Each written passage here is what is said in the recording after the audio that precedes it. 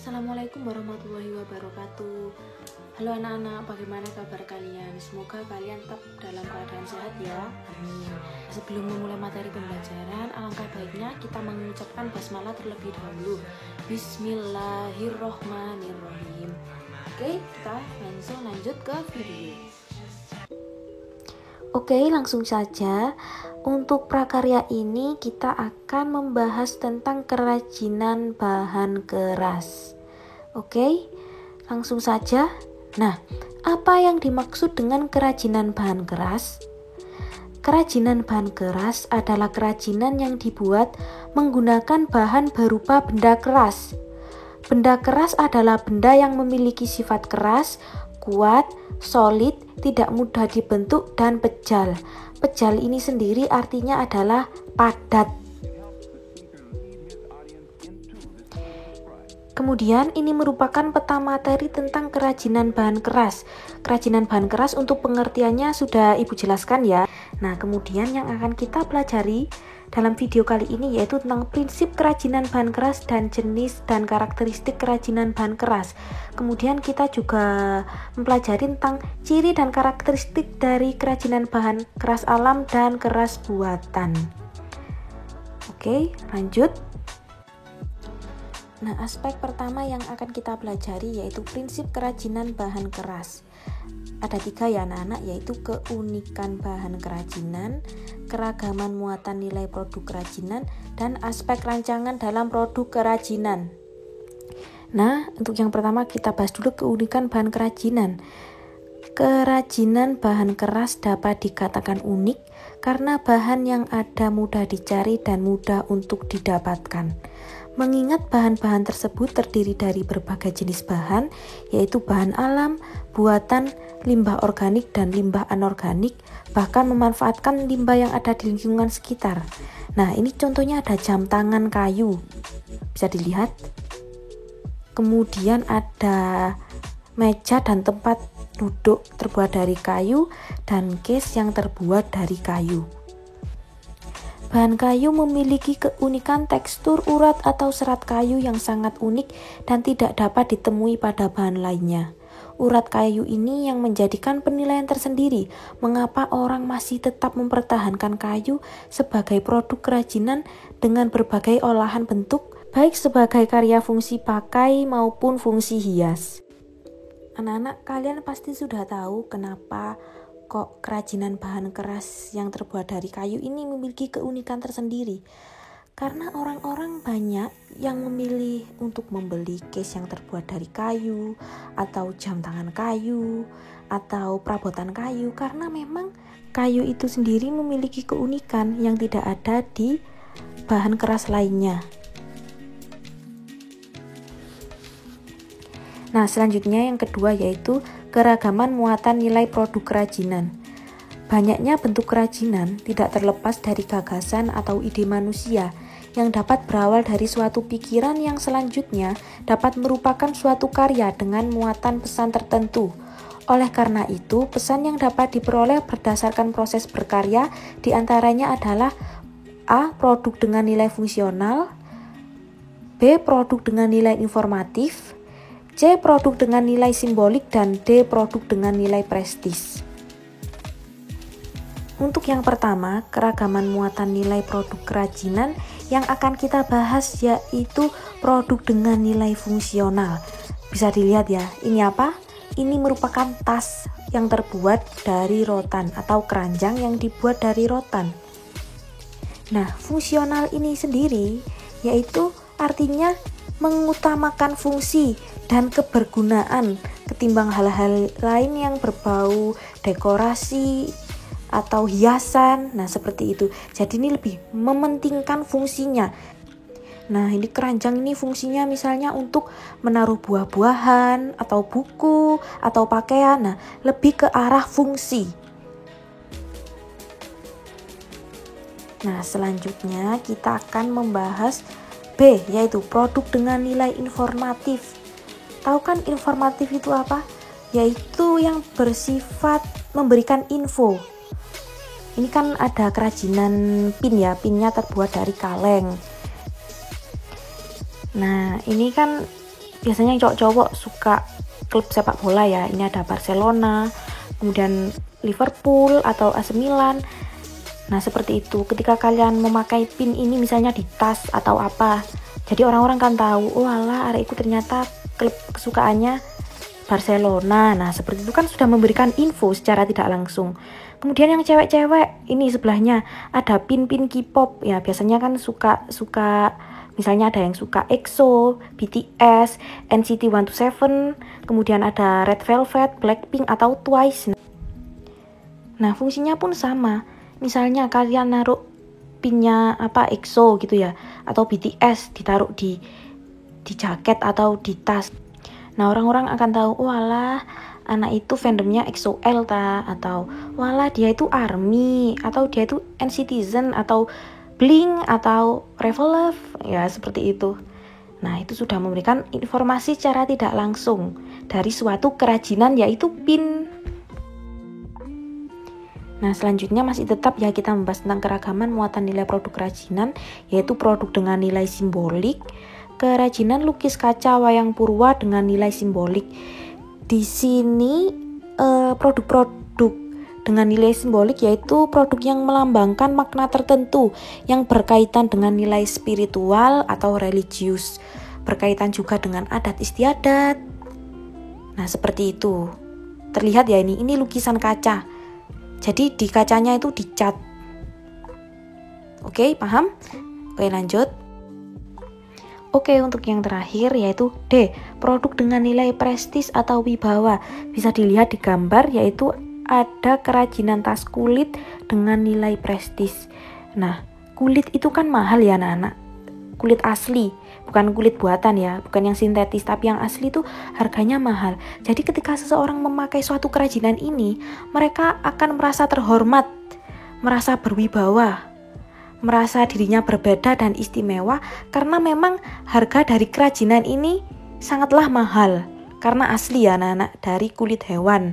Nah seperti itu, maka itu yang dimaksud dengan nilai prestis atau wibawa. Selanjutnya yaitu aspek rancangan dalam produk kerajinan. Proses pembuatan sebuah produk kerajinan tidak terlepas dari salah satu unsur penting, yaitu bagaimana melakukan pertimbangan saat membuat rancangan yang melibatkan berbagai aspek. Produk kerajinan mengandung banyak faktor yang menjadi bahan acuan dan pertimbangan. Adapun faktor-faktornya yaitu faktor teknis. Faktor teknis yaitu meliputi metode produksi yang handal, penerapan daya mesin, tingkat kemahiran sumber daya manusianya. Jadi dipersiapkan dulu dari faktor teknis. Apakah sumber daya manusianya, orang-orang pengrajinnya itu mampu membuat kerajinan yang seperti ini? Nah seperti itu. Kemudian mesin-mesin yang digunakan bagus tidak? Atau mesin yang digunakan itu mampu tidak membuat kerajinan yang seperti ini. Nah, jadi perlu diperhatikan faktor teknisnya. Selanjutnya faktor ekonomis, yaitu pemasaran yang tahan persaingan, sistem pemasokan atau distribusi, kebijakan penciptaan atau hak cipta, nilai jual, dan selera masyarakat terhadap produk tersebut. Nah, otomatis agar produk itu terjual, itu selera masyarakat terhadap barang tersebut itu tinggi atau rendah. Nah, itu diperhatikan. Kemudian misalnya kebijakan penciptaan atau hak cipta, ketika membuat suatu kerajinan kan biasanya ada yang dihak patenkan, kan orang-orang memiliki keunikan tersendiri. Nah apabila kita misalnya nyolong ide, misalnya dari ide yang sudah dipatenkan, maka itu sudah melanggar hak cipta, itu tidak boleh, seperti itu. Selanjutnya yaitu faktor ergonomis, ada kenyamanan, keamanan, kesesuaian, dan kepraktisan. Apakah barang kerajinan ini nyaman dipakai? Apakah praktis? Ataukah sudah sesuai? Nah, seperti itu. Itu perlu diperhatikan juga. Untuk yang selanjutnya yaitu faktor sains dan teknologi. Yang pertama terdapat unsur kebaruan atau temuan baru. Yang kedua selalu mengikuti perkembangan pengetahuan dan teknologi. Jadi kerajinan yang dibuat ini mengikuti perkembangan zaman, tidak jadul, up to date gitu ya maksudnya. Selanjutnya yaitu faktor estetika. Estetika sendiri artinya indah ya anak-anak, keindahan. Yang pertama menampilkan bentuk keindahan, memiliki daya pikat, terjadi keserasian, penggarapan yang rinci atau detail, perupaan atau pewarnaan, kesan atau gugahan yang ditampilkan. Jadi kerajinan ini memiliki faktor-faktor keindahan. Itu perlu dipertimbangkan ketika sebelum membuat suatu karya. Nah, yang terakhir yaitu F, faktor kondisi lingkungan. Ada nilai budaya dan kondisi lingkungan atau wilayah setempat. Jadi kerajinan yang dibuat itu sesuai dengan kondisi lingkungan. Misalnya kondisi lingkungannya ada di daerah pantai, otomatis kerajinan di situ ya yang menunjang atau yang berkaitan dengan kondisi lingkungan tersebut. Berbeda dengan kerajinan yang biasanya ada di daerah pegunungan. Nah, seperti itu. Itu akan berbeda. Jadi itu juga perlu diperhatikan faktor kondisi lingkungannya. Selanjutnya kita akan masuk ke jenis dan karakteristik kerajinan bahan keras. Ada 2 ya anak-anak, bahan keras alam dan bahan keras buatan. Bahan keras alam adalah bahan untuk karya kerajinan yang diperoleh dari alam sekitar dan merupakan sumber daya alam baik dari hutan, bumi, ataupun perairan. Bahan keras alam ini memiliki sifat kejal, solid, kuat, padat, dan tidak mudah dibentuk. Kemudian ada bahan keras buatan, yaitu bahan keras buatan adalah bahan untuk karya kerajinan yang diolah dan dicampur dengan bahan tertentu, sehingga menjadi keras dan memiliki sifat kuat dan tahan lama. Untuk bahan keras alam yang pertama, yaitu bisa dilihat sendiri, itu adalah kayu. Kayu terdiri dari berbagai macam jenis diantaranya yaitu mahoni, pinus, jati, hitam, nangka, kelapa, rame, albasia, sungkai, kamper, meranti, dan sebagainya. Adapun ciri-ciri dari kayu adalah memiliki serat atau urat yang indah, kemudian memiliki lingkaran tahun, tahan lama dan dapat dibentuk dengan diukir, memiliki beban berat yang berbeda, dan sebagian dapat memuai karena perubahan suhu. Selanjutnya yaitu bahan keras alam. Bisa dilihat ini bambu banyak ditemui ya. Bambu, ciri-ciri bambu yaitu batangnya kuat namun akan terjadi pelapukan jika terkena air terus-menerus, memiliki rongga dari ukuran 1 cm hingga 20 cm, memiliki ruas batang yang unik, tekstur batangnya halus meskipun tidak diamplas, dan dapat dipotong berbentuk sayatan atau utuhan. Untuk bahan keras alam yang terakhir yaitu rotan. Ciri-ciri dari rotan adalah batangnya kuat, terutama serat batangnya sangat kokoh, mempunyai rongga ukuran setengah senti hingga 1 cm, dan yang tidak berongga merupakan bagian dalam dari rotan. Memiliki ruas batang lebih samar dibanding bambu, tekstur batang yang halus meskipun tidak diamplas, dapat dipotong berbentuk sayatan ataupun utuhan, dan yang terakhir yaitu memiliki ukuran panjang mencapai 10 meter lebih karena hidupnya menjalar dan melilit. Selanjutnya kita akan membahas bahan keras buatan. Bisa dilihat di gambar ini ada kaca. Ciri-ciri dari kaca adalah wujudnya transparan dan bening. Ketebalannya bervariasi antara 1 mm sampai 2 cm, tergantung pada kebutuhan. Kemudian permukaannya licin dan kilap. Jika dilukis harus menggunakan cat khusus yang dapat menempel pada permukaan kaca. Dan kaca dapat dilebur dan dibentuk dalam kondisi panas. Selanjutnya ada logam, bahan keras buatan logam. Itu ada logam mulia seperti emas dan perak. Kemudian ada logam atau aluminium berbentuk panjang, pipih berongga. Kemudian ada juga yang kita temukan dalam kehidupan sehari-hari yaitu kaleng.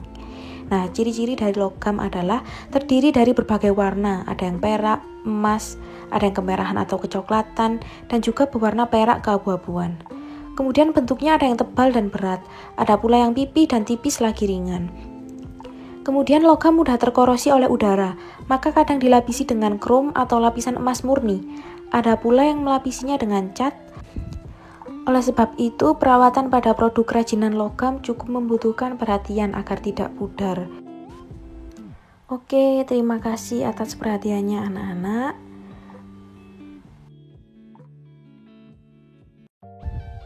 Tugasnya yaitu kalian amati dulu gambar di samping, kemudian kalian cari apa bahan yang digunakan. Kemudian manakah yang termasuk bahan keras alam dan buatan, dan apa kesan yang kamu dapatkan. Itu kalian tulis di buku tulis 1 lembar saja, kemudian difoto dan di-upload di e-learning. Sudah dipahami ya anak-anak? Jadi kalau misalnya ada yang belum paham, boleh langsung ditanyakan ke ibu lewat WhatsApp. Kemudian kesimpulannya untuk hari ini kita sudah mempelajari banyak hal, yaitu prinsip-prinsip dari kerajinan bahan keras dan jenis juga karakteristik bahan keras. Yaitu bahan keras sendiri dibagi menjadi dua, yaitu kerajinan keras dari bahan alam dan kerajinan keras dari bahan buatan. Oke, semoga ilmunya bermanfaat. Jangan lupa untuk mengerjakan tugasnya. Tugasnya udah Ibu upload di e-learning. Semoga kalian sudah paham. Oke, kalau ada yang belum paham boleh ditanyakan langsung ke WhatsApp-nya Ibu. Oke, Ibu akhiri sampai sini. Alhamdulillahirabbil alamin. Wassalamualaikum warahmatullahi wabarakatuh.